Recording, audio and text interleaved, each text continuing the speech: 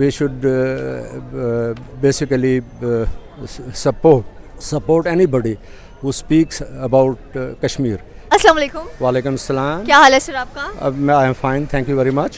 Sir मेरा आज का सवाल ये कि अगर हम अपने फॉरेन मिनिस्टर की बात करते हैं बिलावल भुट्टो की, तो फॉरेन मिनिस्टर का काम होता है लोगों के साथ रिलेशनशिप्स अच्छे बनाना, मीटिंग अटेंड करना ताकि पाकिस्तान की एक अच्छी इमेज पोर्ट्रे हो सके। लेकिन वो जिस मीटिंग पे भी जाते हैं, जहाँ पर भी जाते हैं, सिर्फ एक ही बात करते हैं and that one is the Kashmir के मुद्दे पर हमेशा बात करते हैं। आपको क्या लगता है कि और कोई पाकिस्तान में मसले मसाइल नहीं है जो कश्मीर हमेशा बीच में आ जाता है? देखिए, जहाँ तक कश्मीर का मसला है और जहाँ तक बिलावल भुट्टो साहब के इंटरव्यू का या इस मसले को उठाने का मसला है, तो मैं तो ये कहूँगा कि चलिए so far I mean he is very young foreign minister, number one, and number two actually he has taken this case very forcefully and he has been discussing on various forums about the issue of Kashmir. And for Pakistan, between Pakistan and India, actually there is no other issue which is as important as the issue of Kashmir is. और मैं तो I am very much impressed of Mr. Bilawal Bhutto's way of conducting the speaking on various forums and taking the issue of Kashmir with India. So I think actually he is quite right in this respect. And it looks actually also at the same time we should be actually not biased towards anybody, and we should basically support anybody who speaks about Kashmir, because Kashmir is a very crucial issue. And for the last 60 or 70 years or 75 years, Kashmir actually has not been, the issue on Kashmir has not been taken that seriously, and Bilawal Bhutto has actually done it very well, and I admire him, I appreciate him, I commend his way of doing this business as foreign minister, and I think actually he is quite right, and there is no other issue as important as the issue of Kashmir is.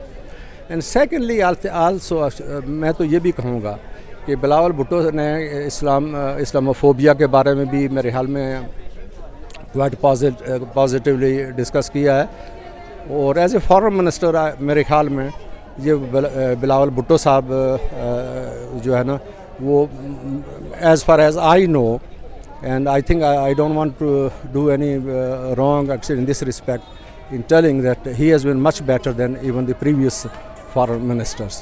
So I think he should take up this issue, and he should be more forceful on the issue of Kashmir.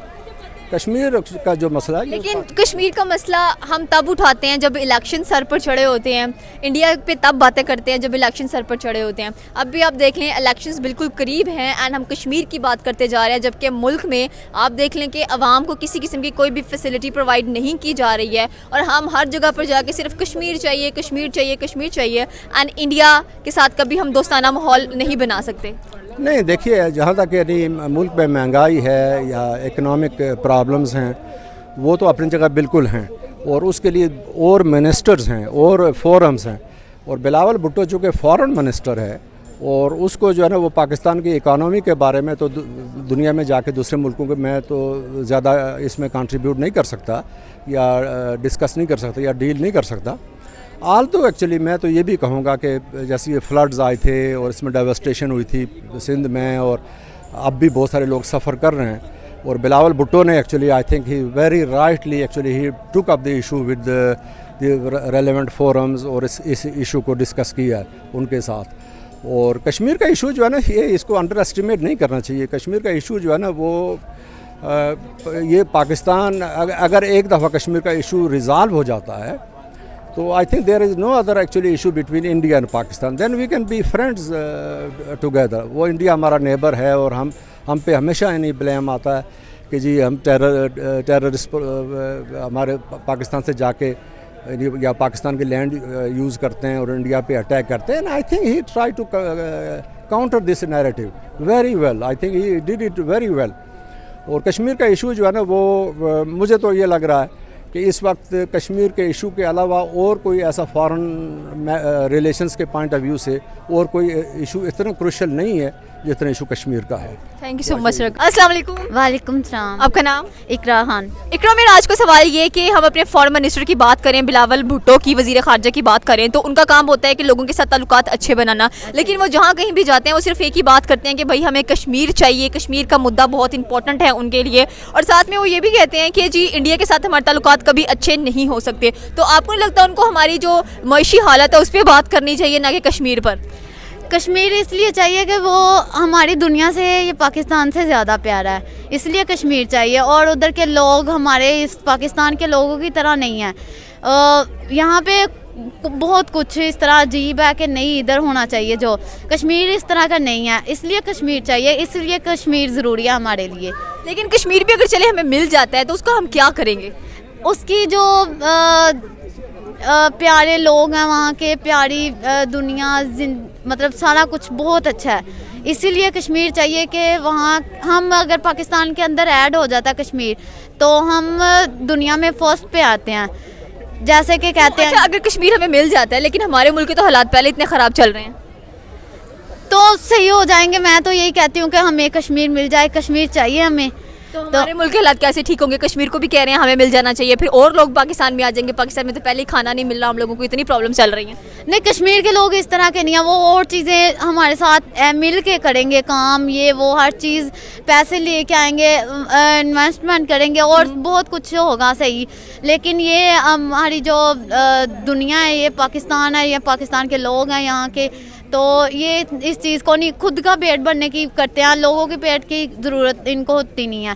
रात को कोई सो जाए भूखा तो सो जाए, कोई मसला नहीं है। वहाँ के लोग इस तरह नहीं है, कुछ भी हो वो अपने हमसाये को, अपने पास वाले, अपने दोस्त को पेट भर के खाना खिला के बाद में जाके कहते हैं जब भाई सो जा तू। ये भी बात सही है। थैंक यू सो मच इकरा। अल्लाह हाफिज़। अस्सलाम वालेकुम। वालेकुम सलाम। क्या हाल है सर आपका? अल्हम्दुलिल्लाह, आप बताएं। ठीक ठाक। सर मेरा आज का सवाल ये है कि अगर हम अपने फॉरेन मिनिस्टर की बात करते हैं तो हैं वो फॉरेन मिनिस्टर, लेकिन दूसरों फॉरेन मिनिस्टर का काम होता है कि रिलेशनशिप्स अच्छे बनाना, लेकिन वो रिलेशनशिप्स अच्छे बनाने की बजाय बिगाड़ने पर तुले होते हैं। उन्होंने रिसेंटली कहा है कि हम इंडिया के कभी दोस्त नहीं बन सकते हैं क्योंकि कश्मीर का जो मुद्दा है वो बड़ा सेंसिटिव है और हमें कश्मीर के लिए कुछ ना कुछ करना चाहिए। तो आपके ख्याल में हर जगह पे जाके कश्मीर की बात करते हैं या अपने मुल्क को देखकर उसकी इकॉनमी बेहतर करें? पहले देखिए, जो सबसे एक मेन रिस्पॉन्सिबिलिटी होती है ना फॉरेन मिनिस्टर की, वो एक रिलेशन बिल्डिंग की बात होती है। आज तक हम ये सुनते आ रहे हैं कि चाइना हमारा बहुत अच्छा दोस्त है, लेकिन रिसेंटली कल परसों जो गुजर चुका है, आप उनके बयान देखें। चाइना ने 1.5 बिलियन का जो हमने उनसे लोन देना था, उन्होंने फौरी वो हम पे इम्पोज कर दिया है कि कोई दोस्ती,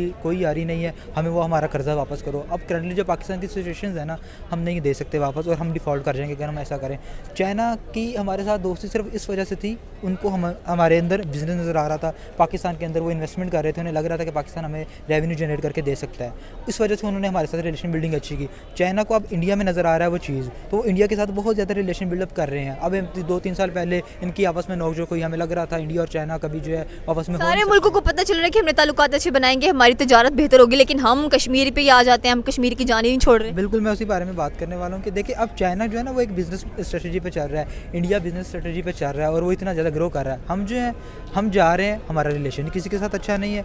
चाइना के साथ अच्छा था, हमने CPEC एक अच्छा 2045 तक चलना था जो प्रोजेक्ट हमारा, हमने वो ख़राब कर लिया। हमारा इंडिया जो है, जो इतना ज़्यादा हमें अच्छा एक बिज़नेस दे सकता है, हमारा नेबर कंट्री है, हमारी शिपमेंट्स के भी इतने ज़्यादा उनके साथ एक्सपेंसेस नहीं है। जैसे हम वीट अभी ले रहे हैं रशिया से 20 मिलियन टन से, वो हम इंडिया से भी ले सकते हैं। हम रिलेशन ही नहीं जब बनाएंगे किसी के साथ अच्छा, तो हम कैसे ग्रो करेंगे? और ये एक एज अ फॉरेन मिनिस्टर जो भी आ रहा है, कोई भी है, उसकी ये रिस्पॉन्सिबिलिटी है कि रिलेशन बिल्डिंग जो है ना वो एक अच्छी होनी चाहिए, ताकि अभी जो दुनिया में अगर आप ग्रो करना चाह रहे हैं ना, तो आपके जो जितनी बड़ी बड़ी इकोनॉमीज़ हैं उनके साथ रिलेशंस अच्छे होने चाहिए। एक जो हमारे आपस में कॉन्फ्लिक्ट हैं, कुछ पॉइंट्स हैं, ठीक है, उनके लिए एक स्पेसिफिक पॉइंट और स्पेसिफिक जगह होती है, जस्ट आप उस बारे में बात करते हैं। आप पहले किसी के साथ अपना रिलेशन अच्छा बना लेंगे ना, तब आप अपने मामलात को अच्छे से सेटल कर सकते हैं। अगर आप कहें कि आप बदमाशी के साथ कोई काम सेटल कर सकते हैं, उसके लिए ज़रूरी है कि आप उनसे बड़ी ताकत हो, देन आपका एक रोब भी होगा, देन आपकी वो चीज़ें सेटल भी होंगी। अगर आप खुद जो है नियर टू डिफ़ॉल्ट हैं और जाके ये कह रहे हैं कि हम इस मसले पे बात करेंगे, पहले आपके खाने के लाले बढ़ रहे हैं, देन ये बात एक ठीक नहीं है। तो आपको क्या लगता है कि कब तक हम कश्मीर का पीछा छोड़ने वाले हैं? पता नहीं, ये तो हमारा 75 साल से काम चलता आ रहा है और अभी तक इसको वो मामला सॉर्ट भी नहीं हुआ। तो नेक्स्ट इस लिहाज से देखा जाए तो हमें कोई सूरत नज़र नहीं आ रही। Thank you so much sir. अस्सलाम वालेकुम। वालेकुम सलाम। क्या हाल है सर आपका? अल्लाह का शुक्र है। सर मेरा आज का सवाल ये कि हमारे जो फॉरेन मिनिस्टर हैं बिलावल भुट्टो, वो हर मीटिंग पर जाकर कश्मीर का मुद्दा क्यों रेस कर देते हैं, जबकि पाकिस्तान में और भी बहुत सारी प्रॉब्लम्स क्रिएट हुई हुई हैं, उनको सॉल्व करने की बजाय? देखिए, बिलावल भुट्टो की फ़िलहाल मुझे भी नहीं समझ आ रही वो क्या चाह रहे हैं, ठीक है, पूरी आवाम को भी समझ नहीं आ रही। कि शेख रशीद बेचारा उसके पीछे लगा हुआ है, जिसकी वजह से वो काफ़ी ज़्यादा अपसेट रहता है, ठीक है। इस तरह का सीन मुझे उसका समझ नहीं आ रहा, लेकिन वो कश्मीर को क्यों पीछे कर रहा है इसका मुझे कोई आइडिया नहीं है। आपको लगता है जब भी इलेक्शंस सर पर आते हैं, जैसे कि रिसेंटली भी आप सुन लें कि इलेक्शंस की अफवाहें उड़ रही हैं कि इलेक्शंस होने वाले हैं पाकिस्तान के अंदर, कभी इंडिया बीच में आ जाता है, कभी कश्मीर बीच में आ जाता है, जो सही बात है वो तो आ ही नहीं रही बीच में। यही बात है ना, जो कश्मीर का मेन मुद्दा है उसके ऊपर कोई आ नहीं रहा। देखिए, कश्मीर पाकिस्तान के एक खूबसूरत इलाका है जो कि पाकिस्तान के एरिया में आता है, वो खामखा उन्होंने कब्ज़ा किया हुआ है। तो ये तो उनकी भी गलत बात है। अक़वाम मुत्तहिदा को भी चाहिए कि वो पाकिस्तान का हिस्सा है तो उसे पाकिस्तान को वापस किया जाए।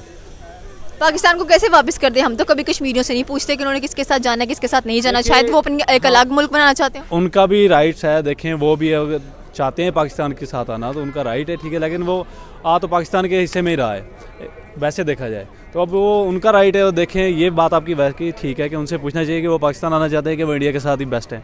तो बिलावल भुट्टो के पास कोई और काम नहीं है करने के लिए जहाँ भी जाते हैं? भुट्टो के पास काफ़ी सारे काम है, अगर वो करना चाहें तो मेरा तो मशवरा है वो शादी कर लें, ठीक है। तो मैं तो उनको यही मशवरा दूंगा, बिलावल भुट्टो साहब भी आप शादी कर लें टाइम से। शादी करने के बाद भी अगर कश्मीर की बात आ गई बीच में तो देखें, अब वो काफ़ी उनकी अब उम्र हो चुकी है। देखें, वो मैं उसको पर्सनली कह रहा हूँ कि अब वो शादी कर लें। मतलब ये गारंटी दे रहे हैं कि शादी करेंगे तो कश्मीर की बात खत्म हो करेंगे, शायद उनको कुछ सोच आ जाए, फिक्र आ जाए दुनिया की, ताकि वो इस बारे में सोच सके कि भाई शादी करने के बाद यार कोई दुनिया भी है, क्योंकि वो अपनी दुनिया में मौजूद नहीं है फिलहाल। Thank you so much.